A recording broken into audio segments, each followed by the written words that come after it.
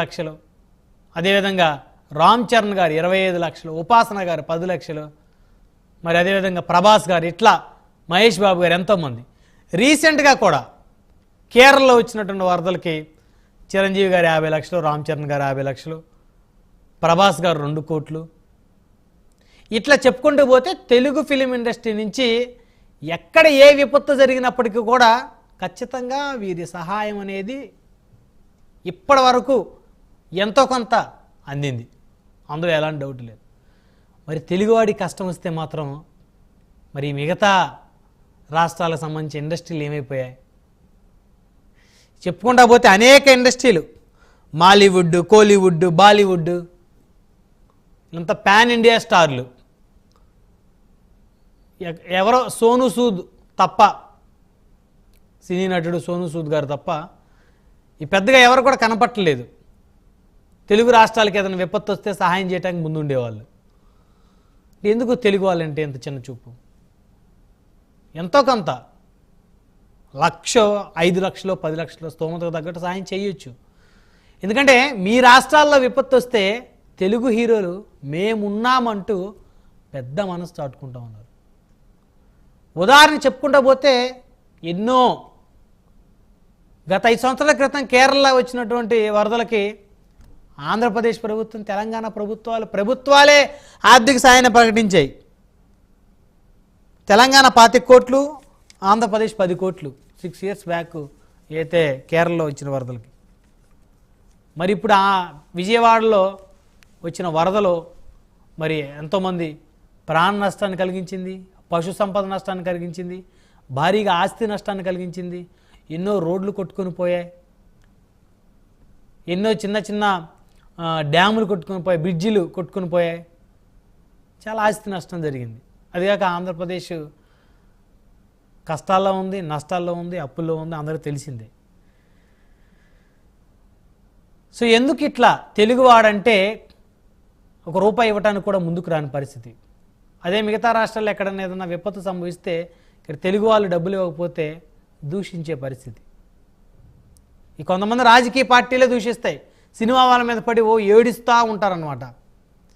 Cinema వాళ్ళు ఏదో సంపాదిస్తున్నారు, సంవత్సరం 2 సంవత్సరాలు కష్టపడి ఒక సినిమా తీస్తే మరి వారికి 20 కోట్లు, 30 కోట్లు, 50 కోట్లు, అది వారి స్థాయిని బట్టి. మరి రాజకీయ పార్టీకి సంబంధించిన నాయకులు, అధికార పార్టీల ముఖ్యమంత్రి గారికి దగ్గరగా ఉండేవాళ్ళు వేల కోట్లు ప్రజాధనాన్ని దోచుకుంటా ఉన్నారు. ఇది ఇష్టపడి సినిమా చూస్తే వస్తాయి డబ్బులు.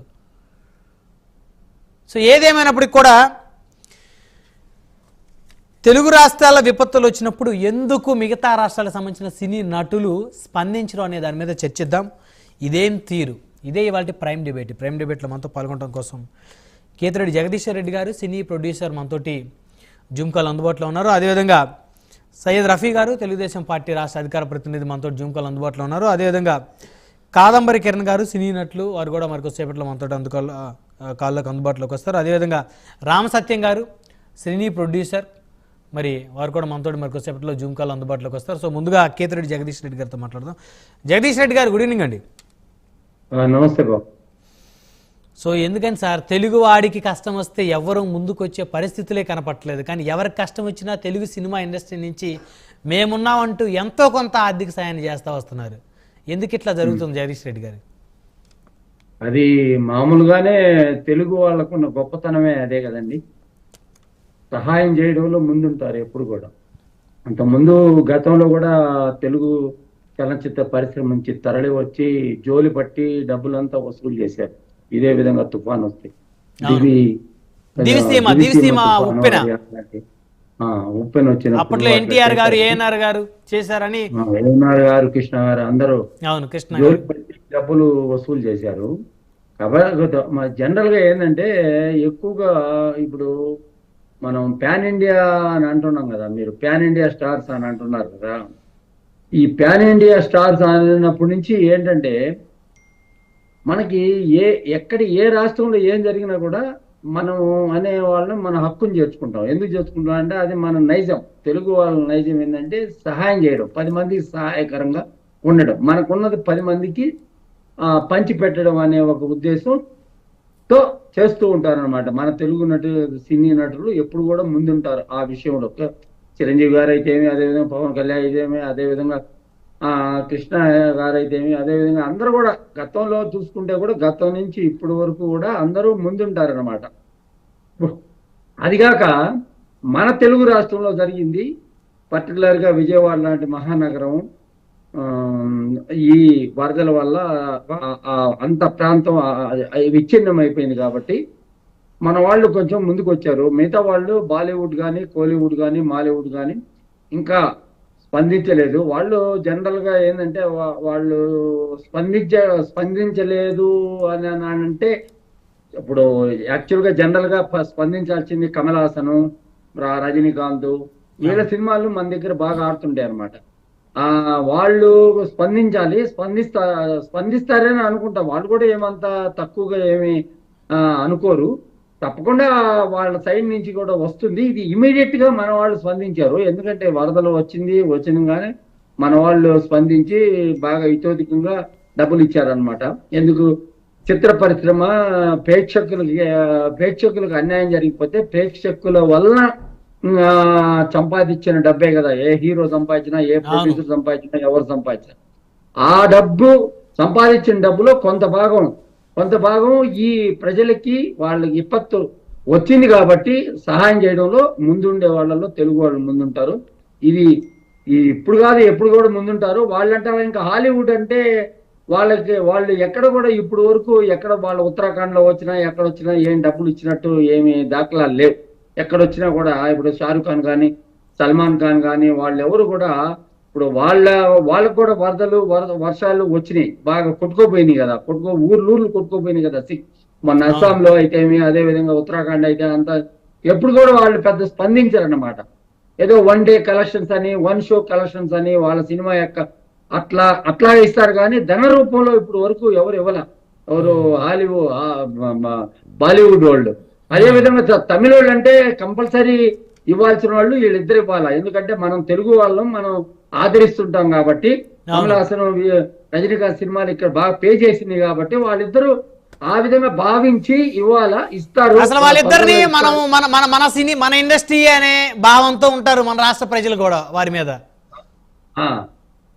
మన వాళ్ళే భావంతోనే ఉంటారు వాళ్ళు. మన సొంతంగా వాళ్ళ సినిమాలు అక్కడ కంటే ఇక్కడ కూడా ఎక్కువ కూడా పే చేస్తున్నాయి. భాష అట్లాంటి ఆ సినిమాలు అన్ని ఉన్నాయి కదా, గతంలో రజనీకాంత్ సినిమాలు భాష అయితే, కమల్ హాసన్ సాగర్ సంగమం అయితే, అన్ని సినిమాలు, స్వాతి ముత్యం, సాగర్ సంగమం అవన్నీ తమిళనాడు కంటే ఇక్కడ ఎక్కువగా పే చేసింది అనమాట.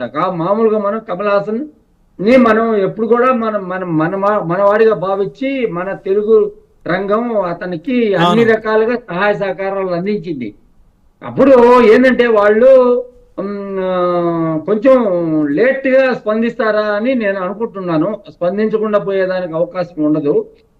ఇప్పుడు వాళ్ళు కేరళలో, ఇప్పుడు ఒక తెలుగు సినిమా అంటే కేరళలో రిలీజ్ అవుతుంది, అదే విధంగా తమిళనాడులో రిలీజ్ అవుతుంది, అదే విధంగా కర్ణాటకలో రిలీజ్ అవుతుంది, అంతా రిలీజ్ అవుతుంది, అన్ని దగ్గరలో రిలీజ్ అవుతుంది. వీళ్ళు మన తెలుగు వాళ్ళకే సమస్య వచ్చినప్పుడు స్పందించారు. అదే విధంగా కేరళలో, వాయనాడులో జరిగిన మొన్న సంఘటన అయితేమి, అంతకుముందు జరిగిన కేరళలో జరిగిన ప్రళయం అయితేమి, అన్నిటికీ కూడా తెలుగు వాళ్ళు ముందున్నారని చెప్పవచ్చు. ఎందుకంటే దానగుణం ఎక్కువగా తెలుగు వాళ్ళకే ఉంటుంది కాబట్టి వాళ్ళు ముందున్నారని చెప్పవచ్చు.